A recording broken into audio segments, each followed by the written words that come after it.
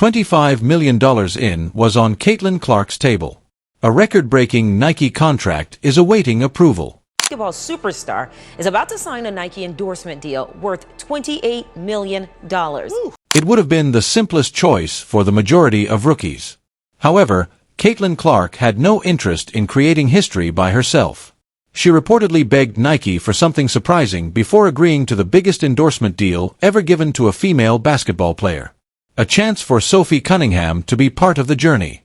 What transpired next transformed a commercial transaction into a tale about loyalty, leadership, and those who support celebrities when no one else is there. We learn about the incredible bond between Clark and Cunningham tonight, as well as why Caitlin Clark's true self was revealed by a single, straightforward request: music. Here comes Clark. How will she go for history? You must comprehend the universe Caitlin Clark entered when she joined the WNBA, both before and after Caitlin, before we reach the Nike moment, before we reach the jersey and the shoebox, and before we reach the 30 seconds of stillness that no one in that room will ever forget. Because what she did with her bargain is just a lovely tale without that background. It transforms into something completely different with it. The financial reality of professional women's basketball in America was almost a national embarrassment throughout the majority of the WNBA's existence. In the cities where they played, veteran athletes, women who had dedicated 10, 12, or 15 years of their lives to the sport, were paid salaries that were insufficient to pay for rent. For many years, the average pay in the league was in the middle of 5 figures. Average salary for WNBA players moving forward will be around $600,000. A top player's actual basketball contract could only pay her a maximum of about $250,000 annually. When you contrast it with the NBA, where the minimum rookie contract is more than $1 million per year, it seems like serious money. And all of a sudden, you see the whole scene. These ladies weren't merely engaging in basketball. To make ends meet during the off-season, they were taking up second jobs. A few were high school team coaches. In their hometowns, some were offering private training sessions. One of the most well-known rising players in the league, Angel Reese, publicly stated that her NBA paycheck was insufficient to pay her rent. Basketball star Angel Reese says her WNBA salary does not cover her rent. A professional athlete participating at the top level in the United States was unable to use her basketball salary to cover her rent. Go over that statement once more. Allow it to land. What then did they do? They boarded aircraft. They took flights to China, Turkey, Russia, Europe, and Australia. In order to make enough money to sustain their careers, they played in foreign leagues during the WNBA off-season, away from their families in nations where they did not know the language. Endorsement deals were uncommon back home. There were hardly any signature shoe contracts. The biggest stars in women's basketball were wearing sneakers bearing someone else's brand and making very little money from the businesses making money off of their prominence. Few women have ever had their own signature shoe in the whole history of the WNBA, a league that has been around since 1997. Candace Parker, Maya Moore, Elena Del Don, Sabrina in 2023, and Cheryl Swoops in 1995. That's the whole list. But 2023 brought the debut of her first signature sneaker, the Sabrina 1. You can count the signature shoe athletes on one hand after almost 30 years of professional women's basketball. That was the terrain. The ceiling was that. When Caitlin Clark finally showed there, she didn't simply run into that ceiling. She passed right through it as if it were paper. 2.45 million people watched the 2024 WNBA draft, in which Caitlin was chosen first overall by the Indiana Fever. About 600,000 had been the previous record. Before she had played a single professional minute, she had already doubled the audience for the draft alone. Indiana Fever season ticket sales increased by more than 1,000% as soon as her name was called. Caitlin Clark effect is coming to North Texas. In just hours, tickets go on sale to see the college basketball history maker. In cities that had never seen an NBA game sold out in their franchise's history, road games were selling out. And merchandise bearing her number were selling out more quickly than the league could replenish them. She wasn't a fad.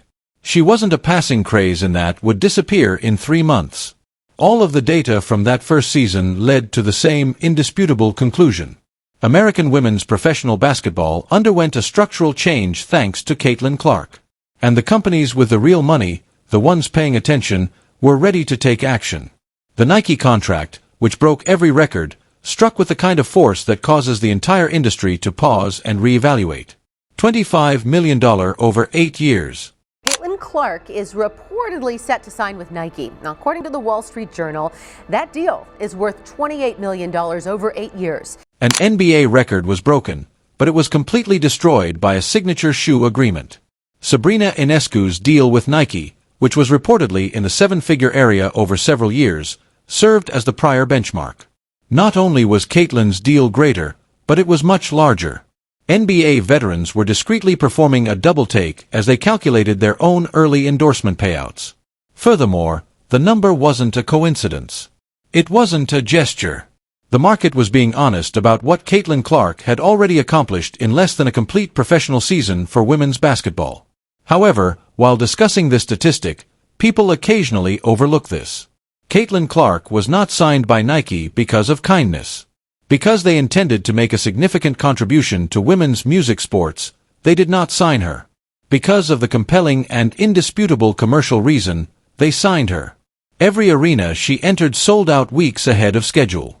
Ratings on television were doubling and occasionally quadrupling.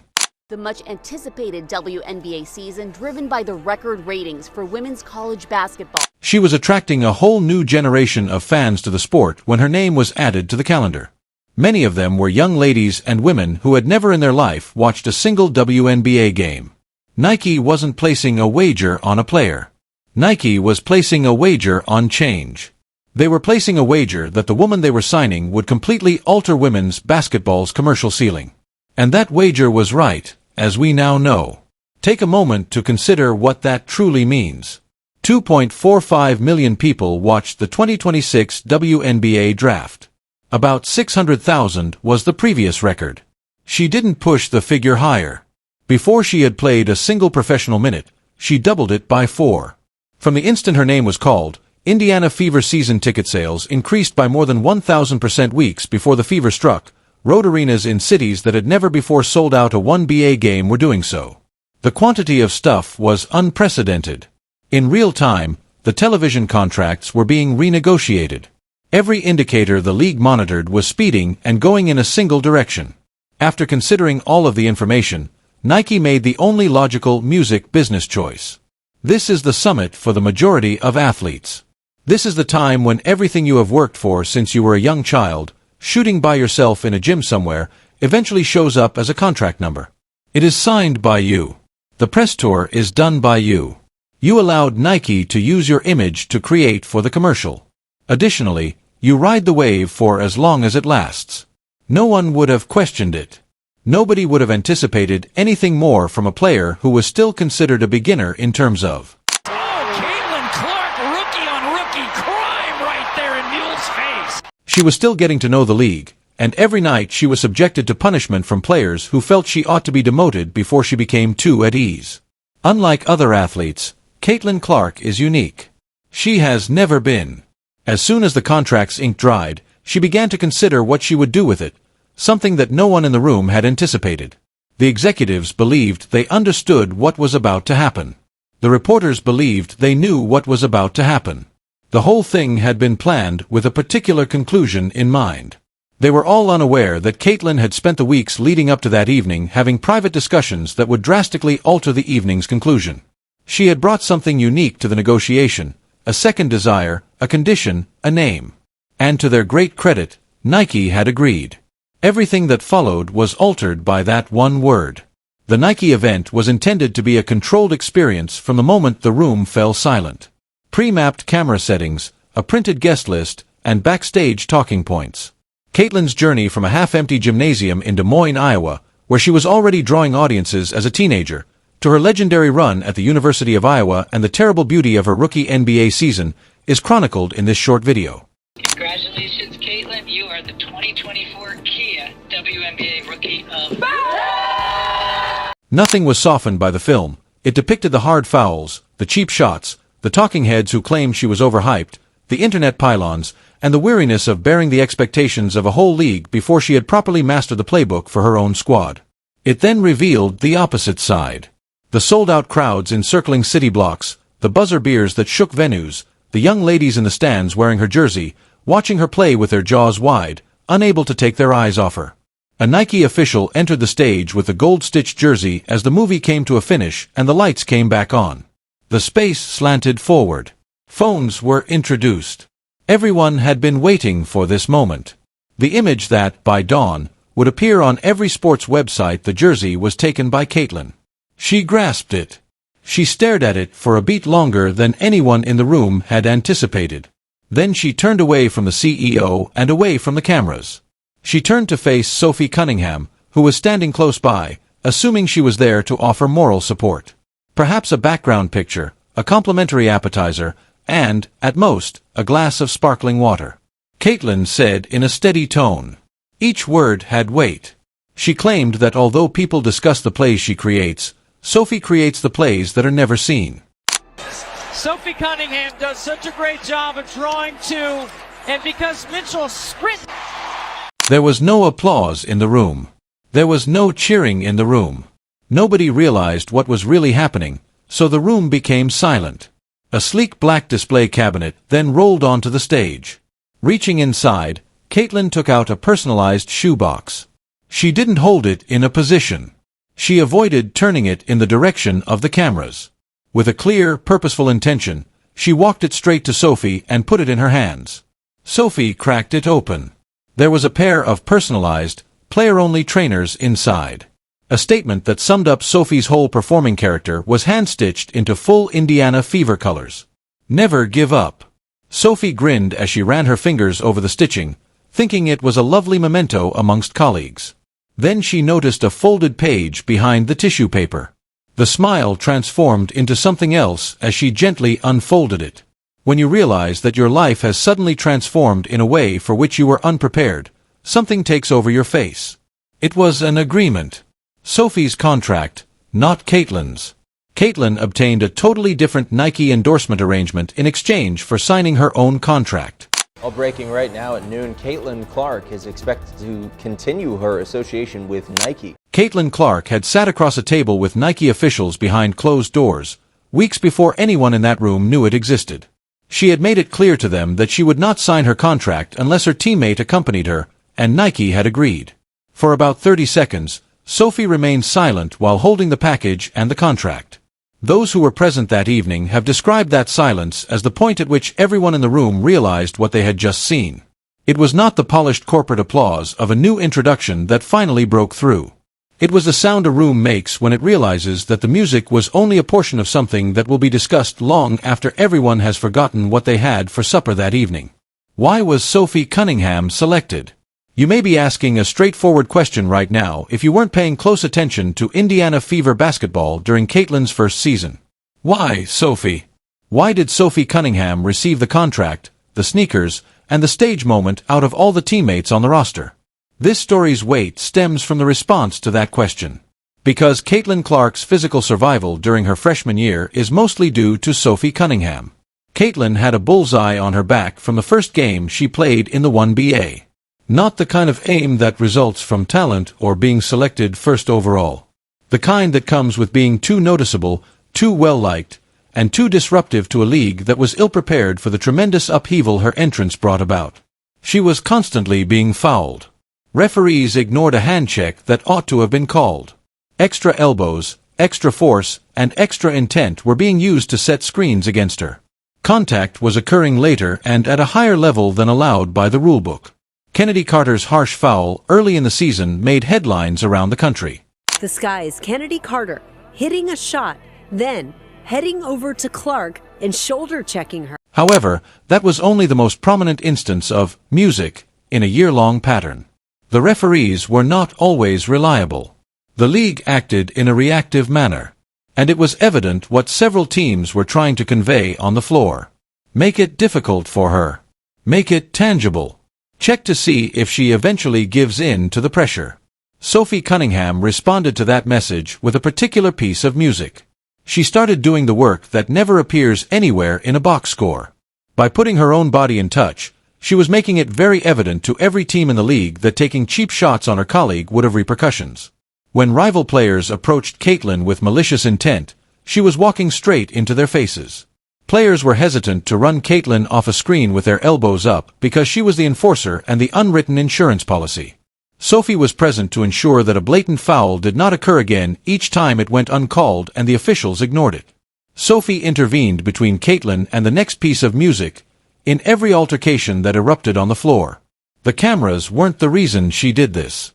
In order to draw attention to her brand, she wasn't sharing highlights of her own toughness. She wasn't advocating for the time of the interview. She was performing the unseen, bone-rattling, unglamorous labor that enables a star athlete to perform at their best. Because she has always been a fierce competitor, she was doing it every single night. Returning to her time as a Missouri college student and her time with the Phoenix Mercury before to her trade to Indiana. Phoenix Mercury, it's Sophie Cunningham, DJ. Caitlyn observed. Every time she saw it. Since it is not her way, she did not openly discuss it during the season. She doesn't keep a journal in the media. However, she was listening. She was recording every moment Sophie intervened. Every cheap shot, music, Sophie took on her behalf, every conflict that Sophie resolved before it got out of hand. Additionally, she was working on a secret project that no one was aware of. Caitlyn brought more than just her representation and her numbers to the Nike deal. She introduced a name. Furthermore, she did not make a sentimental case for that name. It was straightforward. She was going to talk about someone who had enabled her to play her best basketball in the most difficult setting, music, of her career. That individual was also deserving of a seat at the table. Nike listened to the argument and agreed because a company values genuine, authentic, music, documented, verifiable loyalty between two people more than anything a marketing team could create from start. In the days following that occurrence, Nike had to make a decision on everything from mobility to shoe deals. The first option is to use the Sophie moment as a heartwarming tale. After letting it run its 48-hour social media campaign, carry out the initial solo deployment strategy. The second option is to fully commit and reconstruct the entire campaign based on what truly transpired naturally on that stage. It was an easy decision for them to select choice number 2. A single concept that Nike has never employed as the cornerstone of a significant signature rollout before served as the basis for the campaign that music evolved from. The motto, built for each other, partnership over solo stardom, became the essence of the entire campaign. Nike used actual film from game days and fever practices to create little movies. The silent moments that are never captured by broadcast cameras. During warm-ups for away games, Sophie places herself between Caitlyn and angry fans. The resale sneaker business is booming, expected to reach $30 billion. With Nike's support, Caitlyn and Sophie created the mentorship program. Free clinics in underprivileged areas. Equipment for children playing in shoes that are too small. Dumba players who offered their own time-led pro-level training sessions. Genuine long-term mentoring. Professional players and the next generation of ladies who aspire to play this game at a higher level should have regular, continuous connections rather than one-time photo ops. In music, this program, Caitlyn and Sophie are both physically present. Not signing a press release, physically appearing on the courts, conducting drills with 12-year-olds, and music, being there in a manner that the cameras often do not follow. The league's internal structural change is already apparent. According to reports, several elite NBA players have started collaborating with their agents to investigate the possibility of including colleagues into endorsement deals. Instead of focusing on a single celebrity, brands are actively searching for ways to package promotions around numerous players. Because the market has already demonstrated the value of this generation of athletes, the NBA's next collective bargaining talks are taking place with players who have a stronger hand than at any time in music, the league's history. Caitlyn Clark signed a contract for more than just shoes. She made use of her influence to show that it is possible to change the established guidelines for professional sports endorsements, music. Every player, agent, and executive in the business had to pay attention when she performed on a stage when the cameras were rolling. Music ceases to be a moment and begins to become a movement once one player has demonstrated that the model is changeable. In that room, Caitlyn Clark possessed $25 million in leverage. She also decided to give some of it to someone else. Not symbolically, not with a speech that disappears in a day, but with a genuine contract, a real set of trainers, and a real mentorship program that is still in operation today. She was the most marketable rookie in women's basketball history when she entered that Nike event. And when she left, the rules governing the exercise of power by athletes in this music league had been irrevocably altered. That's not a business strategy. Character is that. Like this story now if it struck a chord with you. Leave a remark. Who is the next bastard to use this playbook? Sign up. The following video discusses an aspect of the league that most fans are still unfamiliar with. Please share your thoughts in the comments section, subscribe, and enable all notifications so you don't miss anything. We'll see you in the next one after you click the video on the screen.